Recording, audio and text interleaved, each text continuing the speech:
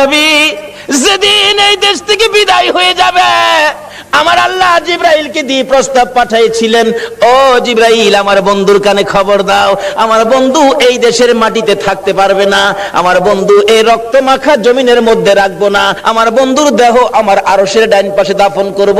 জিবরাইল খবর নিয়ে ডাকতেছেন, হুজুর আল্লাহর সালাম গ্রহণ করুন। আমি জিবরাইলের সালাম গ্রহণ করুন। আল্লাহর নবী গো, আপনার দেহ মোবারক আল্লাহর আরশের ডাইন পাশে দাফন হবে, আপনি খুশির সহিত কবুল করুন। আমার নবী কোনো কথা কয় না, দুইটা চোখের পানি জর্জর করে ছাড়তেছে। জিবরাইল বলেন, ইয়া রাসূলুল্লাহ, এত সুন্দর প্রস্তাব নিয়ে আসলাম, কোনো কথা কন না, খালি কাঁদেন কেন জানতে চায়। আমার নবী বলেন, জিবরাইল রে, তোমার জন্য খুশির খবর হতে পারে, আমি খুশি হতে পারলাম না। কেন পারলেন না?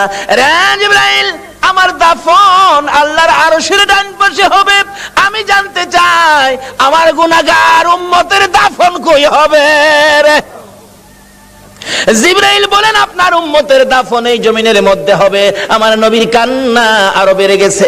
জিবরাইল, না না, সইতে পারি না, আমি আরশে থাকবো আর আমার উম্মতেরা এই জমিনে থাকবে।